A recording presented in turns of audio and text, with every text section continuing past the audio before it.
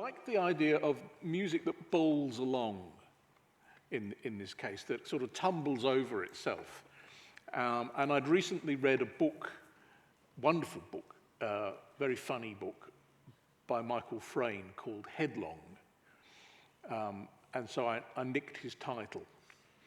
And I like the idea of music that was sort of rushing headlong along. And this was the beginning of my problem. What I did was I came up with a 75-note row. Right, you've heard of 12-tone composition. This is 75-tone composition. And I just devised this I mean, quite spontaneously, sitting at the piano, finding notes that followed each other well, where one seemed to lead to the next, where there was always a sense of the next note needing to happen. And then after 75 notes, it sort of started again, a semitone higher.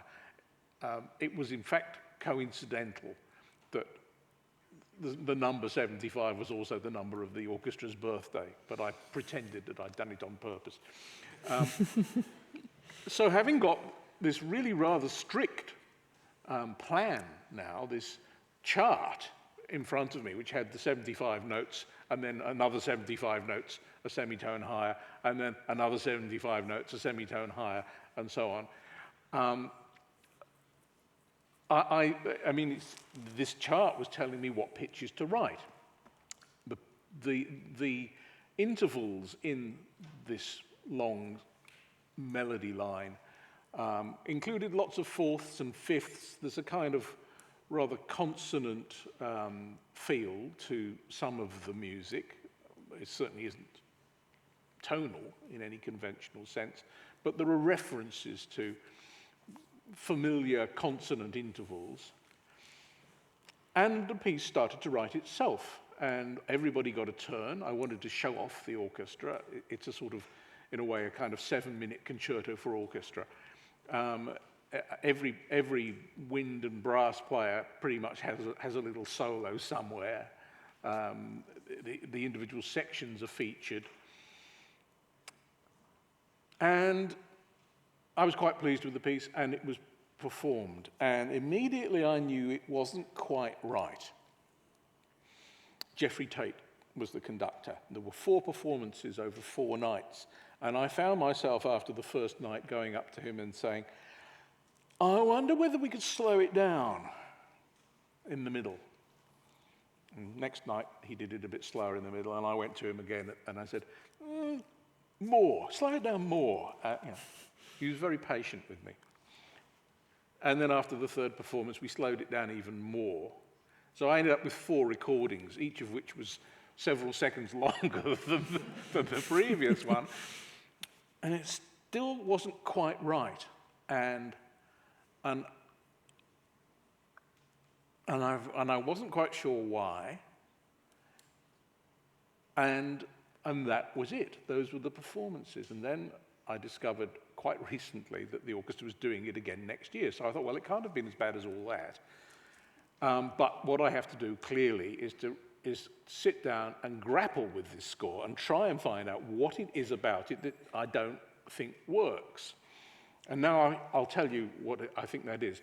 I think the problem is that everything's happening a bit too fast. I mean, my instinct to ask the conductor to slow it down wasn't wrong, but it needs to be, I mean, more needs to happen than simply slowing it down. So I've been in this piece with scissors and paste and inserting bits and making holes to try and drag it apart a bit like letting out, you know, a pair of pants that are too tight, so that there's a bit more room, so that the thing is a bit more comfortable. So maybe we should listen to the beginning, and we'll go. But I should say that I don't think there is actually anything wrong with any particular bar of this piece, right? It's simply to do with the pacing, but it's a big problem in my ears. So maybe we listen to the first 2 minutes and 10 seconds or so, and we'll get to a point at which everything you're going to hear hasn't changed. The front of the piece stays.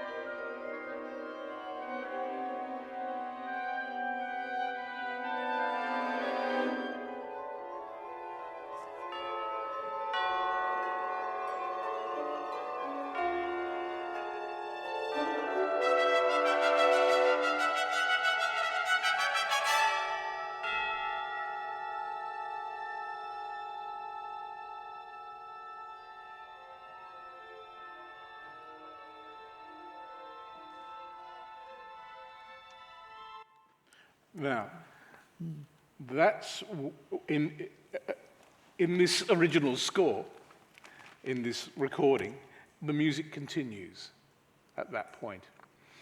And I felt that one of the problems, as I said, was that it needed a bit more room to breathe. And so at that point now, the music comes to a very gentle stop, and there's a silence.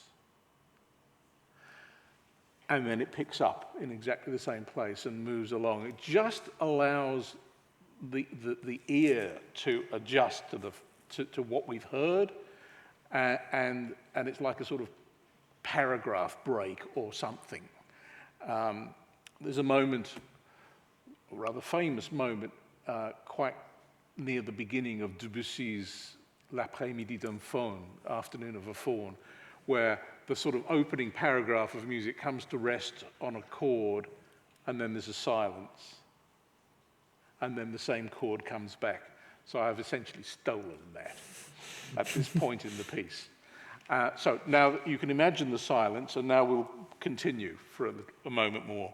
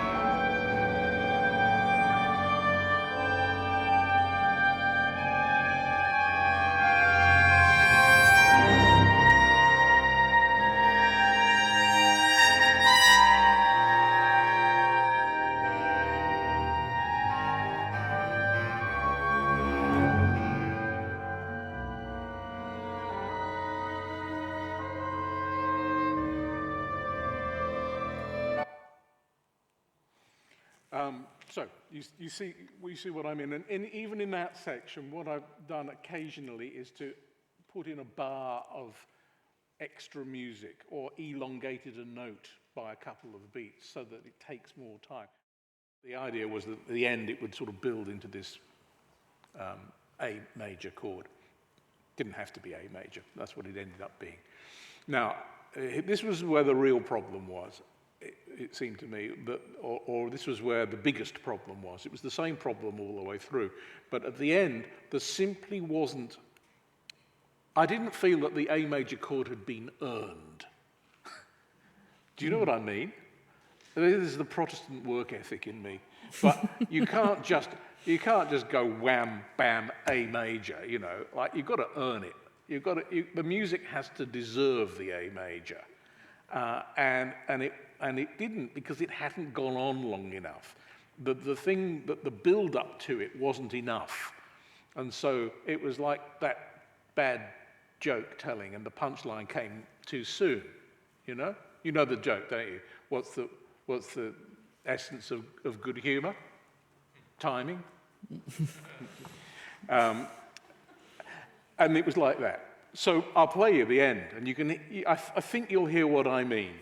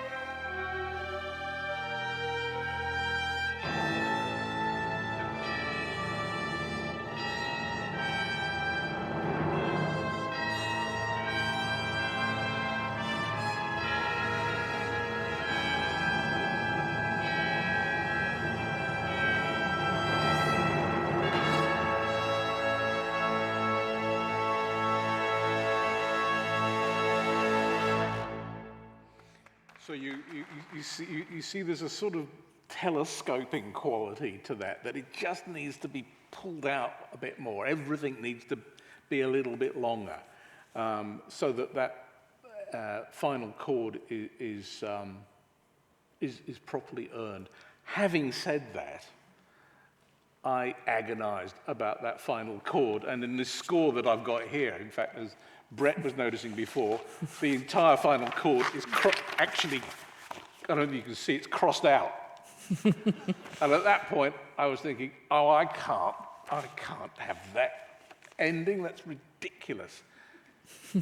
And so I wrote a new ending, and then I thought, but that was what I wanted. So I went back to it, and what I've actually done now is I've taken off the pause so that there isn't that kind of big sort of sense of really milking it. So it's strict, and I've added a bar after what you've just heard, which really explodes the chord, where there is a big bang, and then all of not all of the players, but a lot of the players, all of the players who've got solo instruments, that's to say who are not in a section of violins, all of the players who have their own lines suddenly go their own way. And I mean in terms of tempo. They've all got written over their part, molto rich solo.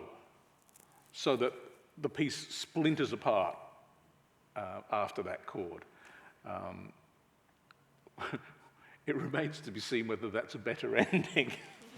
But I think the reason I wanted to tell you all of that was because I thought it was important to talk about making pieces better. You know, I mean, it's not a bad piece as it stands. I mean, the orchestra wouldn't be playing it again if it were, but I wasn't entirely happy with it, and I knew it could be a better piece. And who knows, after it's been played again in March, maybe I'll still think it could be a better piece. Or maybe I'll finally think I can leave it alone now. But you shouldn't be afraid of going back to pieces and working on them over and over and changing things and listening to them and asking yourself whether you can make something better. You don't be too happy with your first solutions. Well, and as Carl said earlier, you know, to learn from one's mistakes too, just to kind of keep acquiring knowledge and experience, yeah. You must have made some good mistakes. Oh, dreadful things that are in the bottom of a drawer. And, I mean, this piece also went through, you know, a few stages. Mm-hmm. And it's also great, of course, if you do get the opportunity to try them out again. I mean, so many pieces of new music get a premiere and that's it. But so, you know, it's incredibly invaluable to get a second chance at a piece, that's for sure. So the floor is open, yes.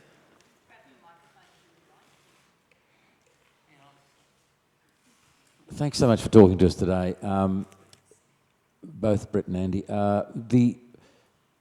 Lots of the students that are here are writing for the HSC and they have to write short pieces. 2 minutes is the compulsory one. Some people elect to write 3 minutes, and if you're doing extension composition, they write 6 minutes, 2 pieces within that 6 minutes. Any advice about, and I understand exactly, Andy, what you're saying about the idea of things might need to be stretched out, but it's the exact opposite with these young people. They have to express an idea quickly, develop it quickly, and end it quickly. Is any advice for these young people? Well, I don't think stretching out is that was the issue with that piece. But the main point is that pieces have to be the right length. That the content of the piece has to match the form, so you know, because you can tell a quick joke as well as a long joke. They're not all shaggy dog stories. No. Yeah, I mean, it's a matter of also adapting or coming up with material that suits its, you know, hoped-for purpose. So one of the biggest problems often, I think, with less experienced composers is trying to pack too much in. But also, you know, just to kind of familiarise oneself with great miniaturists. I mean, from, you know, a Bach prelude, which some of them are only a couple of minutes long, through to Webern and Kortag and people who really are masters of small form. And it's every bit as challenging as big pieces. In some cases more so, because you've got to really crystallise your thoughts. And a short piece can take so many different forms. I wrote a piece called The Waltz Book, which consists of, it's a piece for solo piano, consists of 60 one-minute waltzes, so an hour of minute waltzes. And some of those are very, very spare and have hardly any notes in at all. And some of them are great barnstorming numbers with hundreds of notes. But they're all a minute long. And it's in writing the piece, it was very interesting to play with that notion of the minute. That you could do such very, very different things within that same minute mould. Wonderful piece too, and at one and the same time, it's all of your shortest pieces leading to one of your biggest pieces. Yes, it is. That's right. Because it also works. I think as an hour of music, you know, as a continuous hour. But it's made up like a mosaic of tiles of the same length. But if you think of a mosaic, if you imagine lots of tiles, you can have some which are just white and you can have some which are covered in intricate scribble. The question I was going to ask was exactly that one, so you can move on to the next person. Talk about having your thunder stolen. So you talked a lot about your reflective process. For younger composers who haven't necessarily had the opportunity to have their work workshopped until probably a month before it's due or don't have the resources to, what are your big tips on self-reflection and peer reflection in that composing process? I didn't hear that. Tips on what? Reflecting on your piece, how do you refine it? What are your big tips for young composers? Well, you have to try to find a way to hear it. Now, I mean, of course, there are different ways. I mean, perhaps the least satisfactory is MIDI playback. But, it's better than nothing. But there is a world of difference between that and having actual people play your music or sing your music, particularly. Those computers don't breathe. And it's astonishing the difference it makes. If you can find people who will play your music for you, that's obviously the best thing. If you've got friends who play instruments, write for them, so that you can actually hear the music and hear how, an A played high on a clarinet isn't the same A as the one played low. It's not just a matter of the octaves, it's the tone colour that's so different. Playing a note loud high up on a flute isn't the same as playing a note loud low down on a flute. All of that sort of stuff which MIDI won't help you with at all because everything's ironed out. It's very important, and that's all part, as Brett was alluding to in talking about his use of colour. I mean, that's all part of the timing. How long do you let a sound go on? Well, it sort of depends what kind of sound it is. I might add to that too, that in addition to those things that you've said, which I agree wholeheartedly, and of course MIDI is better than nothing, it will at least familiarise yourself with the material you're working on as it develops and so on. Obviously also to try and get to hear it live in some form or other, but also not to lose the ability to take one score. And I must say in the process, this for me is the most enjoyable, is to take a printout then of the score, because I also notate with laptop or at the computer and with Sibelius, but to get a printout and then really read through the score and hear it without MIDI and without players, and just to really exercise, and that takes practice, but to really exercise one's inner ear and make sure that you hear as much of it as possible in your head.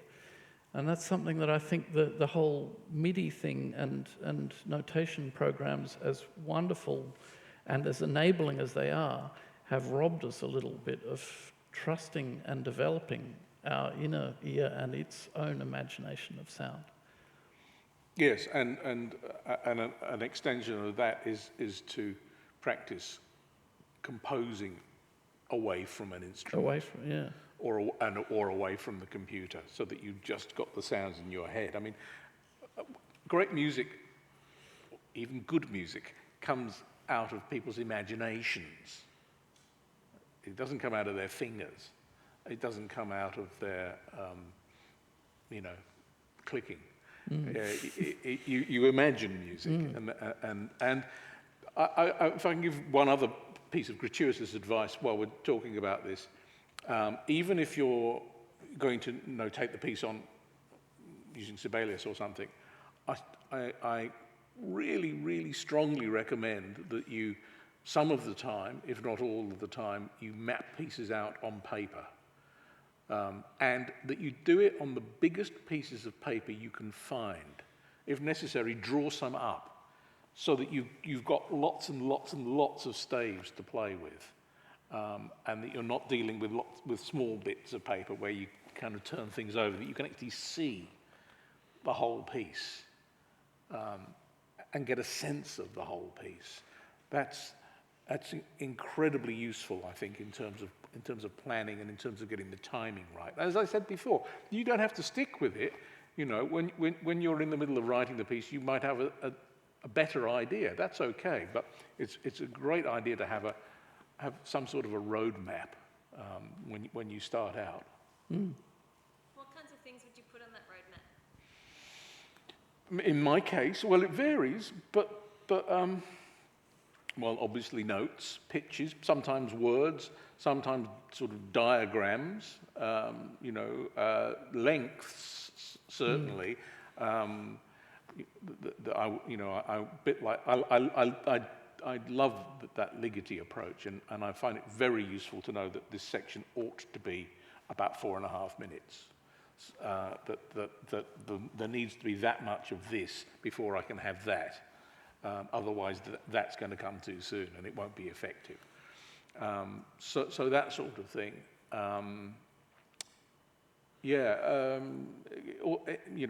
All sorts of things. Shopping lists, phone numbers, on these pieces of paper. In my experience, it's often as much written words and descriptions of sounds as it is actual notes too. And a lot of things are then more sonically based than motivically or note-based, and I find that's really interesting. Also, I always have a moleskin book, and just jot things down, and sometimes I won't then take them up.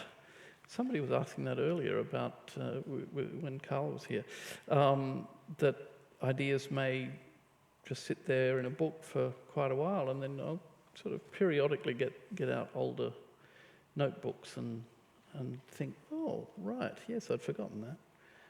Some sort of idea or in my case, often they're stories too, the things I might have read in the paper or whatever that sort of spark the imagination. I came across an old notebook the other day, which had all sorts of sketches for the symphony that you mentioned, which Brett conducted. None of which is actually in the symphony. There you go, you see, yeah. I was very surprised to discover all this stuff. Well, there's your next symphony. Yeah. Anyone else?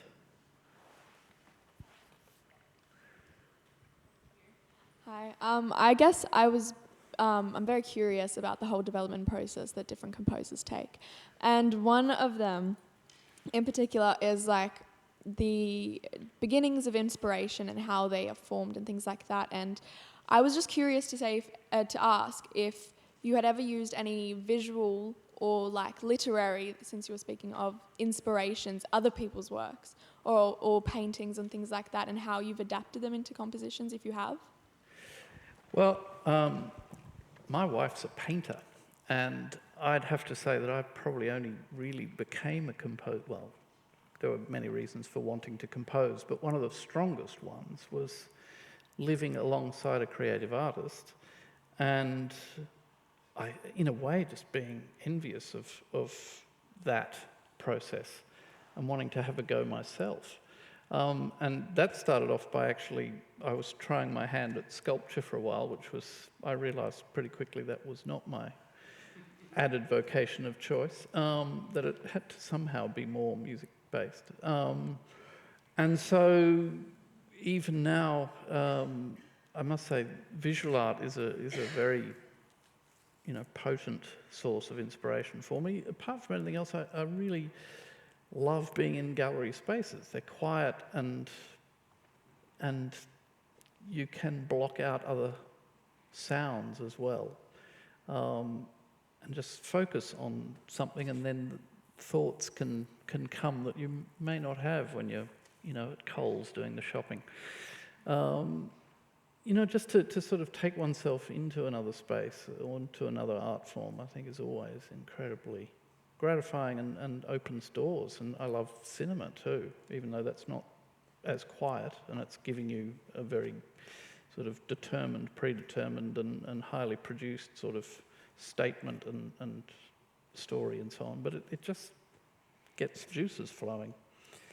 So, you know, for me it's always been, and as I said, also things that I read in the paper, or stories that I hear, or, you know, you must be in similar...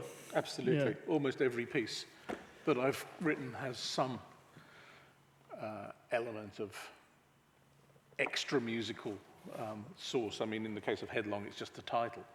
I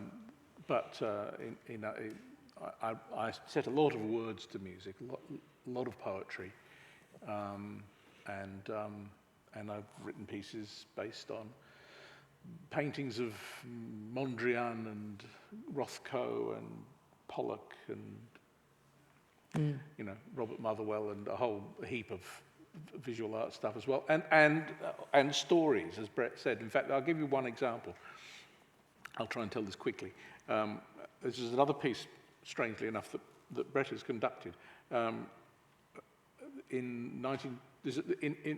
wife is not a visual artist, but she is Finnish, and and in the town that in Finland that she comes from, Imatra, there is a rapids, fantastic river, with fierce running river, which in 1928 was dammed for hydroelectricity.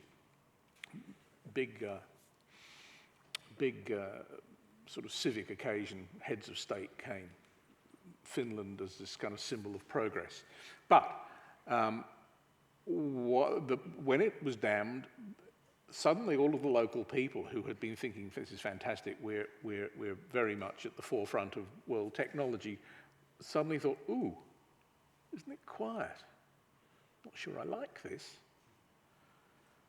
It's spooky. Ooh, is that a bird? I've never heard that before, you know, because there had always been this roaring torrent going on all the time in their lives, and it was taken away. And I heard this story, and indeed for 20 minutes each evening in summer months, they open the gates and they let the rapids run free, and then they close it again. So you can get a sense of what it was like. And you can imagine that if you had lived with that all your life and suddenly it was taken away, you would be deeply affected. So I wrote this piece called Rauha, which is the Finnish word for peace.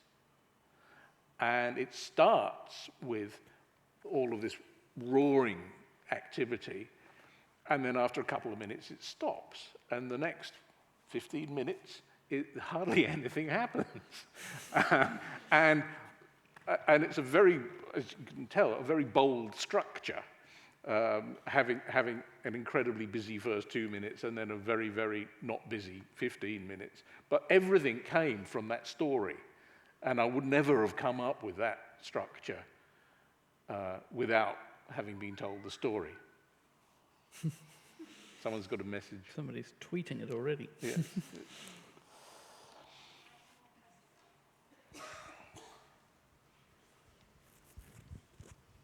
So at other seminars, you talked about like limitations, and I was just wondering, and apparently like when we're composing, setting certain limitations on ourselves can actually open up a lot more like opportunities and possibilities for your composition.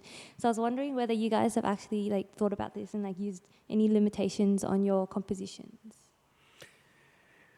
Well, I mean, when somebody asks you to write a piece, there's invariably the limitation of it's for this amount of players, or maybe it's an orchestra, which is fairly, it's not limitless, but it's a lot bigger than, say, a piece for piano solo.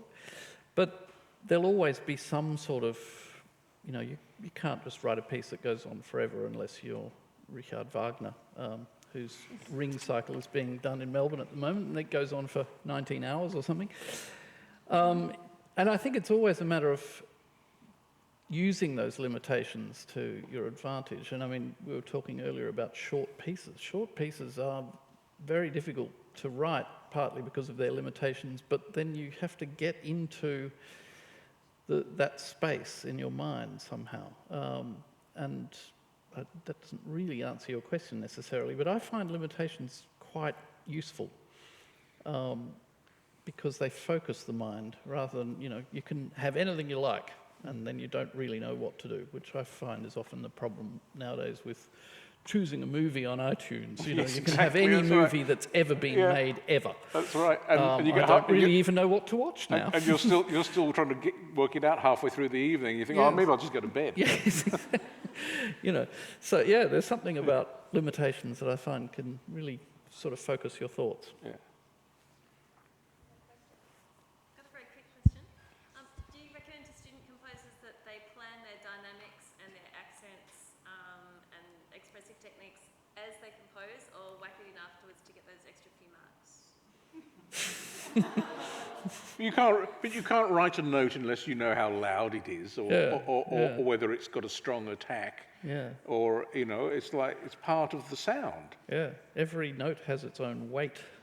You can And put them when you say that. Yeah. yes, Yeah. They're not just kind of like No. kind of stuff that you kind of.